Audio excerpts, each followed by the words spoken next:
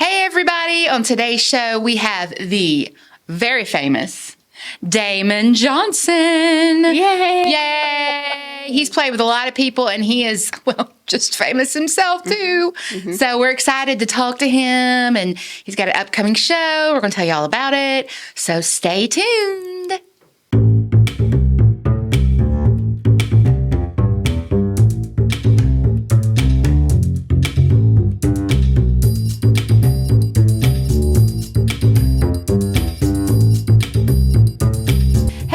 Welcome to Conversations with Creatives. With the Arts Council ladies, I'm Lindsay. And I'm Leslie. And today we have Damon Johnson. I don't know why I feel like I'm, announcing a wrestler or something. Yeah, that was good. That was good. That was a really good wrestler good. announcement. You'd make a great voice. You'd make a great wrestler. I would. Here we have in the ring. If the whole Arts Council thing doesn't pan out, you need to go into wrestling announcing. Good. Love it. That'll be my next gig. We already have wrestler names. So. We do. We do have wrestler names. Ooh, yeah, that was on another episode. That was a question we asked. Anyway, we digress. Let's get back Let's start with that, guys. I want to know wrestler. Oh, you want to know a wrestler name? Maybe that's the question. Yeah, and we did that with Kevin Wayne, who he's an actor and director. Yeah, and he just looks like, not anymore. He's lost a lot of weight, but he looks back like he in could be the a day, wrestler. Yeah, he's a really tall guy. Yeah. So, what was my wrestler name? I was White Chocolate LaBelle, White Chocolate Thunder. Yes, White Chocolate. Clearly, yes. Can't be Chocolate Thunder. I'm not dark enough. So I had to be the White Chocolate Thunder. And I was Danny Hammer. Mm-hmm. Danny Hammer. Danny the Hammer. The Hammer? Just Danny Hammer. Oh, I don't know why I was like the Hammer. Yeah, and I think Kevin was the lumberjack. Listen, we should be flipping this. I should be interviewing you guys. I should be asking. You don't want to do that. No, that might be a fun. It would be funny. A fun day. No, we want to know about you though. Maybe another day, Damon, we'll let you interview us. Let's put that on the books. Let's do it on the calendar. Now, do you have a wrestler name? Like, maybe you are. I don't know. Yeah, maybe. No, you know what? I don't have one, but that kind of begs the making that a priority. Yeah, I think I need to get right on that. I think you need to. Mm-hmm. I do. And you need to let us know. We'll think about we'll announce in a future episode to everyone, because I know there'll be all of our 5 listeners will be on pins and needles. They'll be so excited. Well, I will tell you this. I will say this: the new this upcoming Brother Kane album. Our first new album in 28 years. Thank you very much. It's called Magnolia Medicine. So maybe my wrestler name could be something like Magnolia Mayhem. I like that. That's not bad. I like mayhem. Mayhem is a great word. Yes. Yeah. At first I was thinking Magnolia Man, but I like Magnolia. Mayhem is. I like mayhem better. Yeah. That's because it kind of speaks to the Southern thing, but the chaos at the same time. So would you throw magnolias at people? Mm-hmm. You just walk out and it's raining magnolias. Yeah. I throw nails at people, so. Because I'm white chocolate. I don't know. Leslie throws chocolate bars at people. So. Thunderbolts. Thunderbolts. Wow. Lightning bolts. That would be lightning bolts. Something. Damon, every time. Always. We haven't recorded in a while. Yeah, and I always say something crazy. Who knows? Anyway. I'm here for it. I love it. We love it. This is fun. You're easy to talk to. We got this. But we skipped something very important. Damon, we always start with what we call a very important question. Mm-hmm. So be worried. Mm-hmm. Be worried. It's super important. And Lindsay comes up with these. Yes, I don't usually tell Leslie what they are either. So. I know, so I'm surprised. I think I don't remember what they are, but she told me yesterday, but I slept since then. Mm-hmm. So. Damon, your very important question is, if you weren't a huge rock and roll star, what would you be in an alternate timeline? Like, what would your other job be, your dream job? What is alternate Damon's life like? Yeah. Well, in the lighthearted nature that this whole conversation has started, I'm trying to think of something funny, Lindsay. Okay. Yes, or the wrestler. But true, Listen, true story. If I had not have kind of started a full-time career of, playing my guitar and starting to write songs, the plan all along was for me to get a degree in engineering. Wow. And I had this whole plan. I got my associate's degree. I finished all the calculus and physics and all that stuff. But I was about to transfer to Auburn and get an engineering degree. And my whole concept was to, get a job at Redstone Arsenal in Huntsville. Wow. Oh And maybe play music on the weekends with my friends. And I thought, that'd be a pretty cool life. Man, that'd be a cool life. So now you play music full time and you engineer on the weekends. Engineer on the weekends. Engineer. Yeah. I'm a part-time engineer. Part-time engineer. There you go. We got a genius. Yeah. We're talking to a genius today. Yeah, I just engineered repairing the ice maker in our refrigerator. Oh, yes. That's pretty good because I think if somebody's ice maker dies in their house, they just give up on it. Yes. Yeah, listen, I rolled up my sleeves and got right on the internet and started researching it. And I'm very proud to say I solved the issue. And awesome. I was incredibly proud of myself, as was my 17-year-old daughter. Nice. Ooh, yay. We have bonus some points things to for talk that. about, too, because I have a 16-year-old daughter. So we got to talk. Yeah. See, there we go. Right out of the gate, my alternate career path right there. Engineer and ice maker repairman. Got it. I bet you can't guess what mine would be. No. When I say it, you're going to be like, oh, yeah. Game show host. Oh, yeah, game show host. Yeah. Game show host. I could definitely see that. I love some game shows. So. Or a wrestler host. Or a wrestler, right? I just, didn't realize I was a game show about wrestlers only. Exclusively. I love it. Philip, that's our new thing. That's right. That's our next project. We're gonna get right on that. Yes. Maybe that's what I'll do on the weekends. I'll be an arts council lady during the week, and I'll It'll be a whole new avenue for the song theater too, right? Exactly. Yes. George will love this. We're going to put a tiny wrestling ring. The more I think about this, you guys, I'm starting to feel like a little boring because it's like you should call my old label mate Billy Corgan from Smashing Pumpkins. He Gosh. No, Billy Corgan is like the CEO of some entire wrestling thing. I don't know exactly what it is. When we wrap up, if you guys Google Billy Corgan, just put Billy Corgan wrestling, the whole computer will explode. I love it. Okay. With stuff. So you're going to need to connect. Yeah. Get him on this Shelby County Arts Council. Yeah. Who knows? He might. I'm determined to get like a Billy Corgan or somebody like that. Be like, we're just going to blow everyone's minds. Yeah. And we'll send him our podcast, this one. Yeah, we'll send him. And he'll be like, I'm hiring her. Mm-hmm. Just on the weekends though. Yeah. Yeah. Billy, I've got a daytime job. Yeah. Yeah, exactly. Very important. A side hustle. Yes, a side hustle. Yeah. Okay, what about you, Lindsay? I didn't even think about this. I think whenever I was a kid, I wanted to be the milkman for some reason, and I don't know why. I truly don't know why. I know what you should be. I've told you. Oh, Leslie has told me on many occasions I should be a bounty hunter because I am very good at getting money out of people. Mm-hmm. I mean, it is. If they owe us money, she's like, I can find them. And I will be at your front door. Exactly. If you don't pay right now. Uh-huh. Yeah. So See, I'm already trying to kind of combine the bounty hunter milkman things. Like there's I dress like a milkman and I go out and I bounty hunt. Yeah. And you're a wrestler. And I'm a wrestler, so and wrestle. Wrestling milk for bounty. Right. Let's go. You had no idea what you were start with the cows, today. actually. Yeah, exactly. You got to go wrestle the cows. wrestle the cows for the milk. And then, wow. Wow, what fever dream are we in? I don't know. You never know. Never know with us. Yes. All right. Incredible.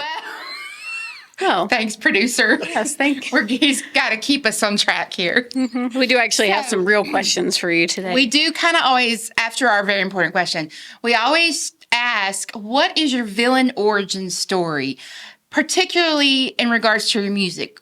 How'd you get started in music? Old Damon. Yeah, guys. Yeah, the whole music thing for me, I guess it started like a lot of other people. My parents were so music centric. Between listening to the radio, my dad would buy records. He traveled as a farm equipment salesman, and he would come home on Friday and he'd always have some new vinyl record he had bought. If it was, a Johnny Cash or a Willie Nelson. And then, later he was coming home with like Bob Seger records and things like that had a huge impact on me. But, they were both really active in the church. So they were singing there, and I was just exposed to a ton of music. So, I was in like middle school when the whole kind of mid 70s rock and roll thing started really exploding.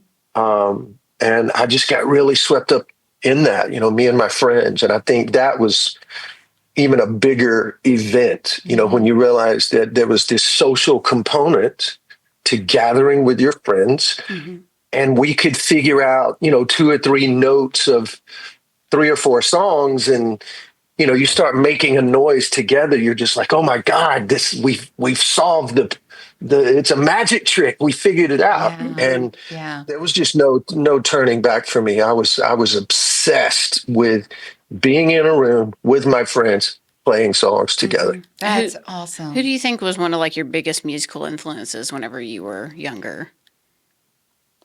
Well, in one way, my dad was such an influence, again, because of the music he brought into the house. But it would be hard to deny that the big launching pad for me and my grade school friends was, we saw Kiss on the Midnight Special. Oh, wow. There was a famous appearance. Kiss was on the Midnight Special. I think it was like 1975, 76. And it was the equivalent of our older friends, seeing the Beatles on Ed Sullivan. So the next generation was seeing Kiss on Midnight Special, and it blew our minds, because they were combining rock and roll and Les Paul guitars with almost this like Halloween, horror film thing. It was just, it was so much fantasy and excitement. And then you add all the explosions and the lights. It was, we were on our way. But then that was about the same time that I discovered Lynyrd Skynyrd. That's when we were into Bad Company. And then, there was this band from Canada called Rush. And then, shortly after that, Van Halen came out, and then it was over for me. That was it. You're fully immersed at that point. Awesome. Yeah.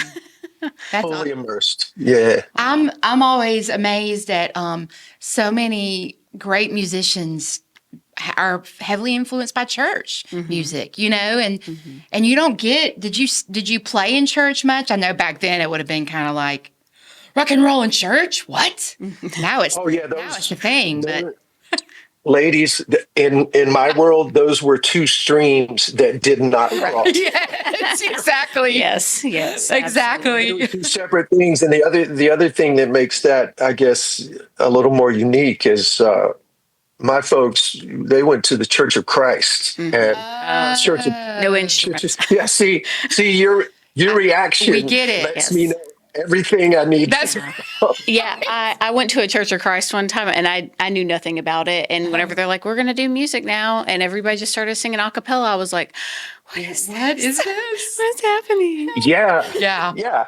And look, when I was a little kid, when I was like 8, 9, 10 years old, I didn't know any better. So that music was like, wow, it was powerful. And, full credit to my mother. There was this moment when I was a little kid like that, and we're standing up singing some song, and I just start singing out, and she turned and she put her hand on my shoulder and she goes, "That's really good, Damon. You need to sing out."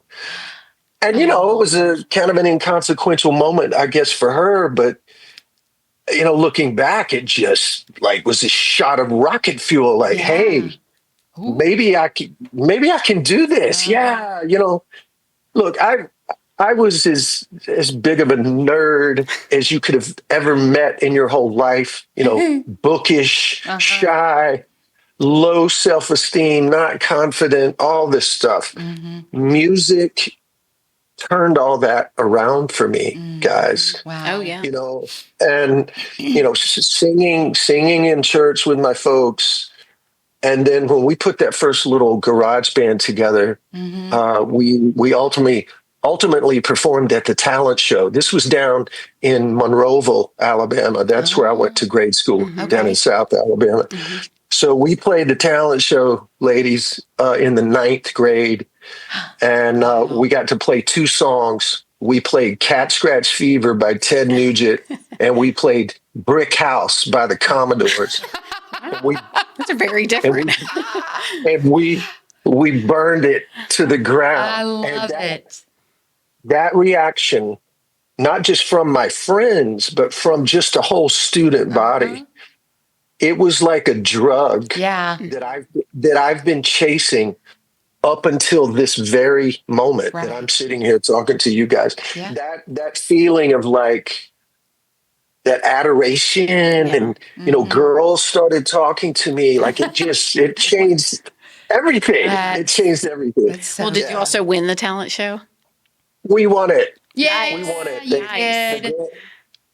The grand prize was a whopping $25. Wow, you probably had to split it How many among- ways? I know, right? Yeah, there were 4 of us. So the guys let me take 2 cuts because I needed to buy a little foot pedal because I had the worst guitar sound that you've ever heard in the history of music. So That's so grateful to those guys for giving me the $10 to help me buy the I love it. pedal. Well, there you go. Now, going back to your Church of Christ roots, that's really cool that your mom pointed you out that time, because singing a cappella will clearly show you if you're good or not so good. You know, so Absolutely. that's awesome. That's a great point. And listen, that's so real what you just said. Yeah. And look, I'm a good singer. I'm not a great singer. You know, my mom was more of a real singer. You know, once I started playing guitar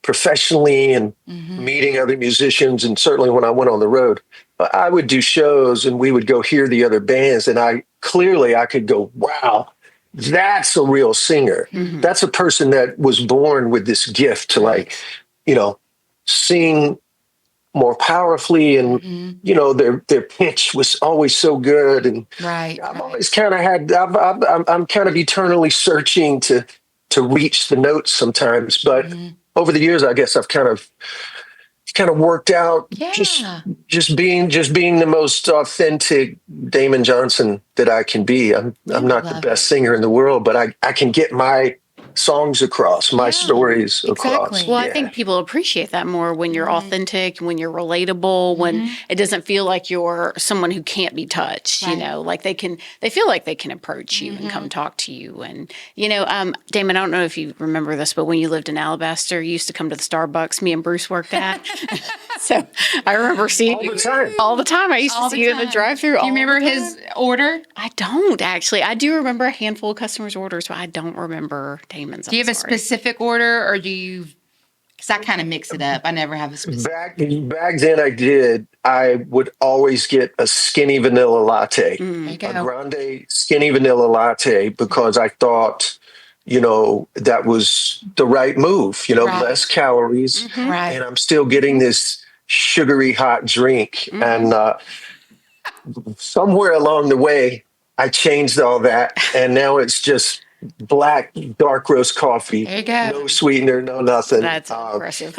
I know. I want to grow up to be like that one day. He's a real man now. That's right. Exactly. Yeah, I know. Leslie, I have to tell you this. So my favorite thing of going into any coffee shop, Starbucks, wherever, is I love to go up to the counter and they go, "Can I take your order, please?" And I'm like, "Yeah, just like a grande drip, dark roast." And they go, "Would you like any room for cream?" And I go, "No, thanks." And then they give you this look like, Yeah. you're the real thing. You're a real Yeah. coffee drinker. You're going to survive in an apocalypse. Right.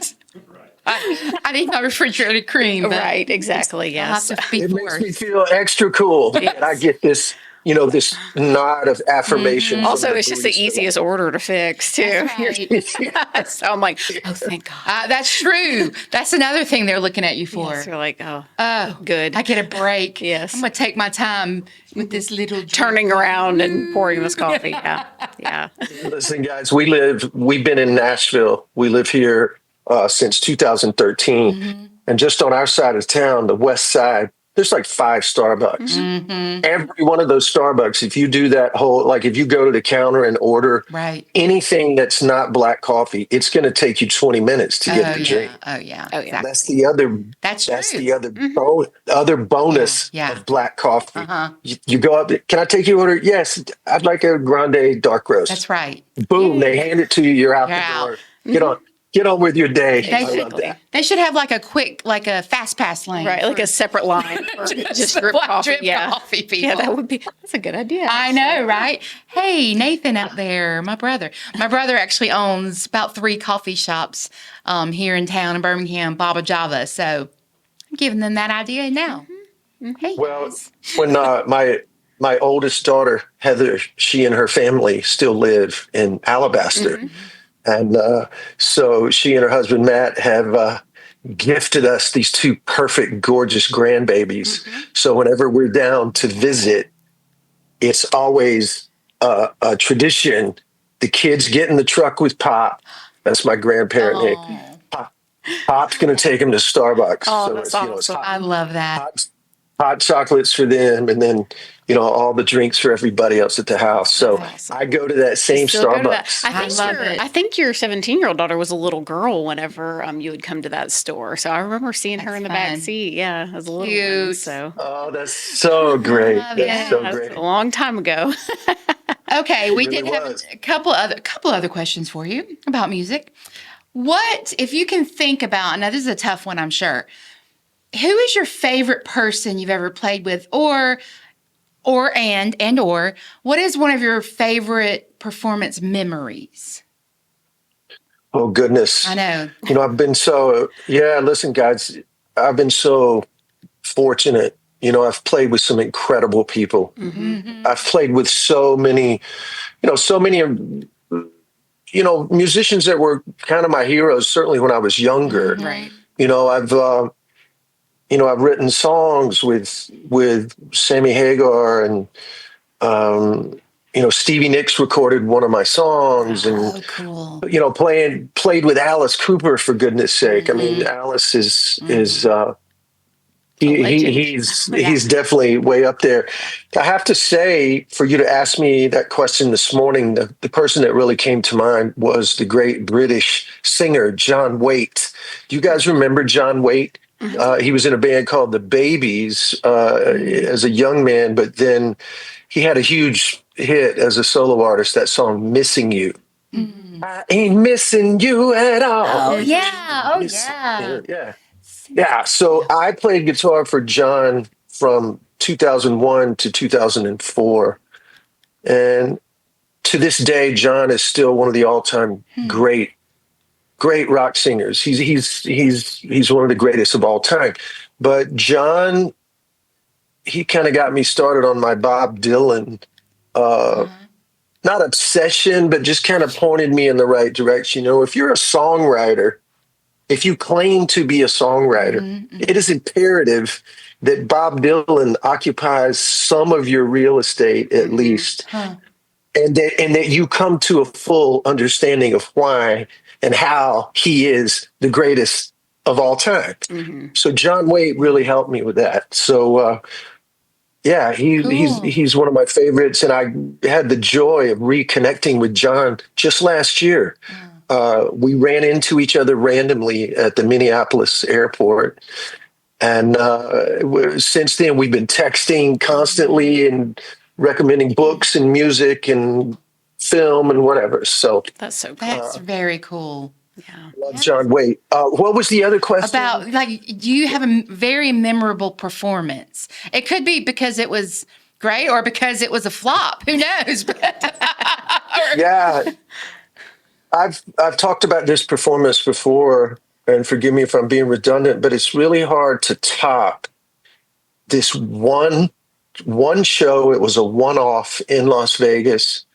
My longtime friend and songwriting partner, Marty Fredrickson, was actually playing drums for the great Steven Tyler from Aerosmith. Oh, wow. And Marty called me and he said, "Hey man, Steven's doing this show in Vegas, the iHeart Radio Festival. Mm-hmm. Oh, He's gonna open the show. Would you play guitar with us?" And I was like, "Oh my God, yes." Brother, so I love you. Thanks for thinking of me. Mm-hmm. He goes, "Well, are you okay with just playing rhythm guitar?" And I was like, "Of course, whatever you guys You're like, need." I'll just stand there and unplug my guitar and hold it. I'll play the egg shaker. Yeah. Whatever you want. And I said, "Well, who's going to play lead guitar?" He goes, "Jeff Beck."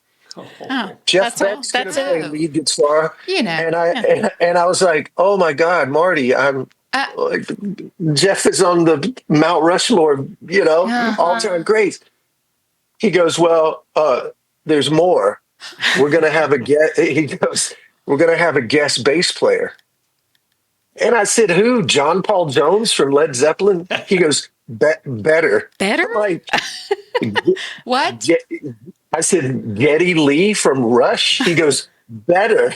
And the bass player was Sting from the Police. Oh my God. The Sting. Not the rest. Hey, girls, not the wrestler. Oh, okay. No. Got it. That's where my head went first. Yeah. No. Musicians. The every breath you take. Yes. Oh my God. We've heard it once or Yeah, a little twice. bit. Yeah. Every little thing she does is magic. Sting. Yeah. Oh my goodness. That's One incredible. Show, yeah. Did like 3 songs. But they might be out there doing a podcast like, "Guess who played rhythm guitar with us? Damon Johnson. Radio cool show we opened. Damon Johnson." Mm-hmm. So Guys, it's my favorite thing about anytime I get a chance to do podcasts or interviews with friends from Alabama is that everybody at home has a much bigger illusion of how big they think I am. I loved all that. All those wonderful things you said at the start of this thing before I was even on. Well, we think you're pretty big. We think you're pretty big. Pretty big. We like you.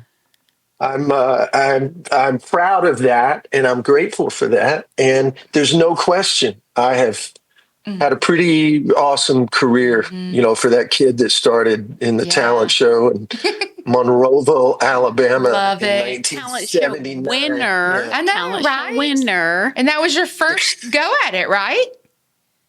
Yeah, that was it. And you started. Look, I'm sure we were probably pretty terrible, but if you're playing in front of a bunch of teenagers, so I don't think they are really yeah, barely. Like everybody was 13, 14. Yeah.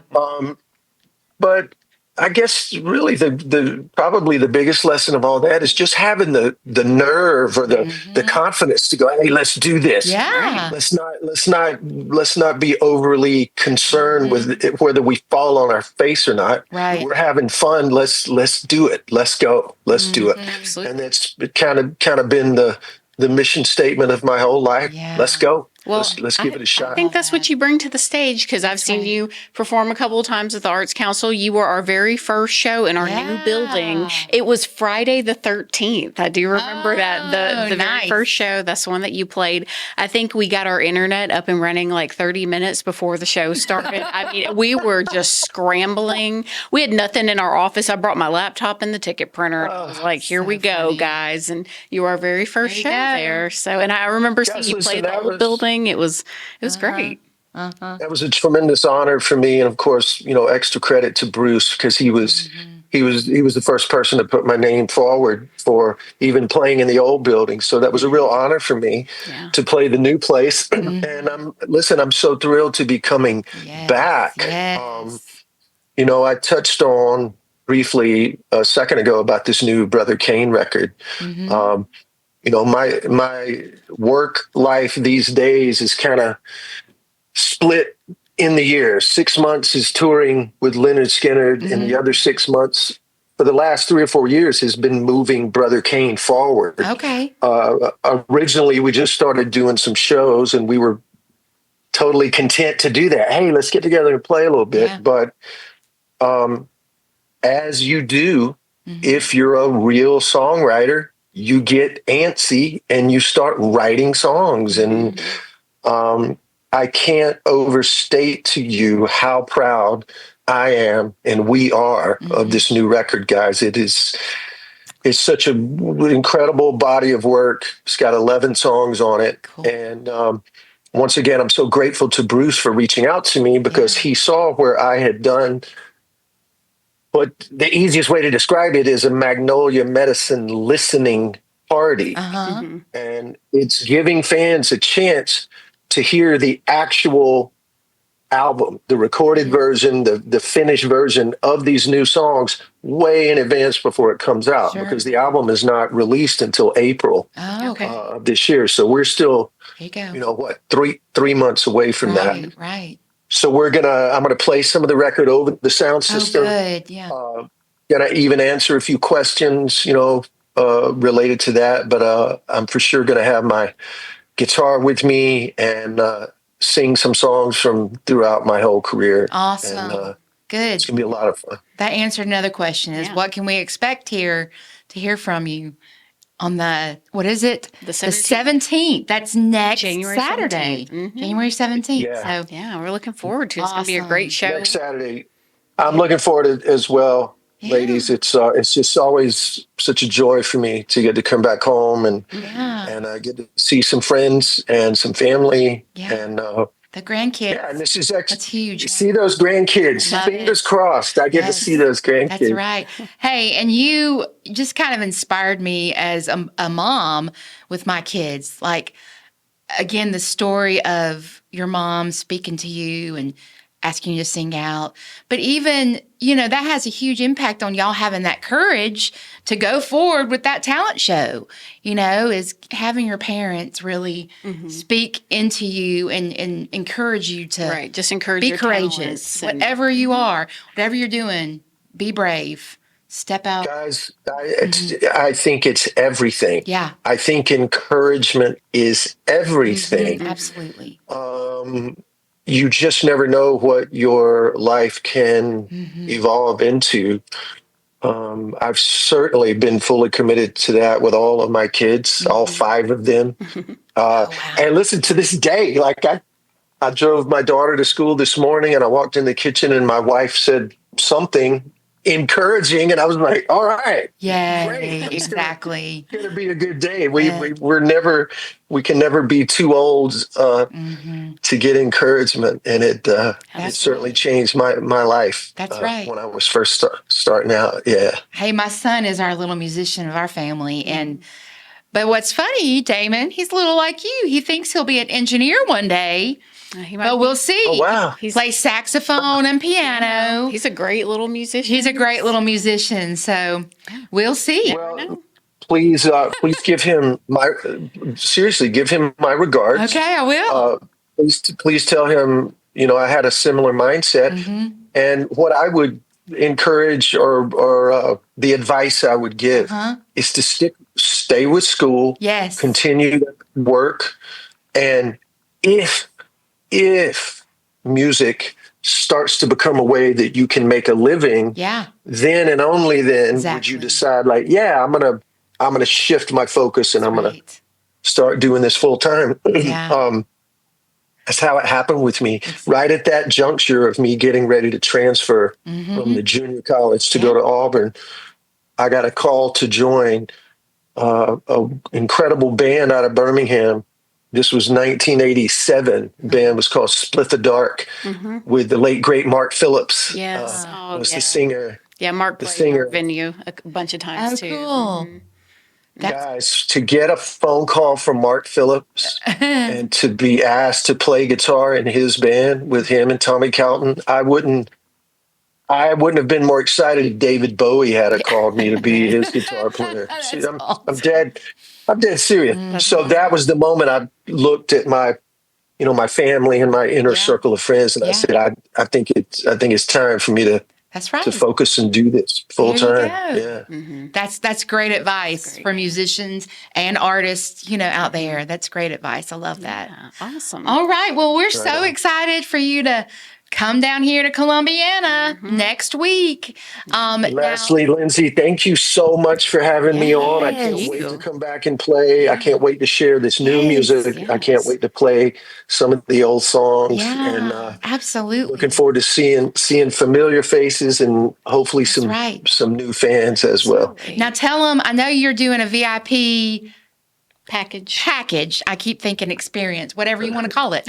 So yeah, that's what it's called affectionately, a VIP experience. There you go. Yeah, it's cool because we get to spend some one-on-one time together, get a couple of cool mementos to take home. Yeah. But, tell them where they can buy those. I know I've had a couple of questions for them.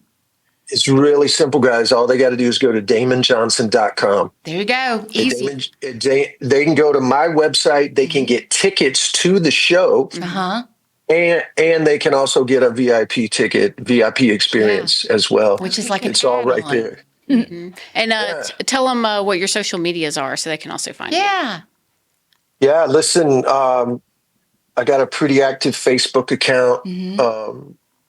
It's so funny, guys. My daughter pointed this out recently. She said, "Dad, when you used to type your name in, there's other Damon Johnsons in the world. There's like a successful NBA basketball player.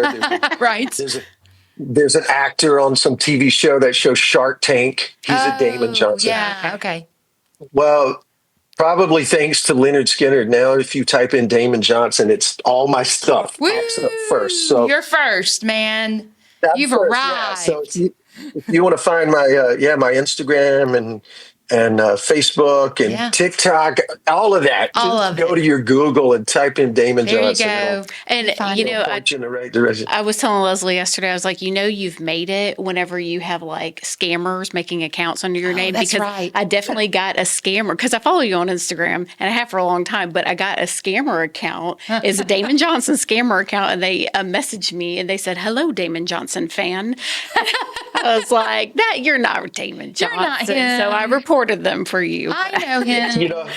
I tell JoJo and Gabe, our youngest, I say, guys, that stuff is the equivalent of junk mail in your your physical mailbox at home. Remember when we used to just get copious amounts of flyers and circulars and all this stuff you didn't ask for? Seriously. Yes. That's Absolutely. all it is. So, just look for the little blue check. There you go. Exactly. Verified. There you go. Love it. Yeah. Well, everyone go follow Damon Johnson. Follow him. You can follow the Arts Council ladies. You can find us on YouTube, Spotify, Apple Podcasts, anywhere you find your podcasts. And be sure to follow us at Shelby_County_Arts and at the Arts Council _ladies on Instagram.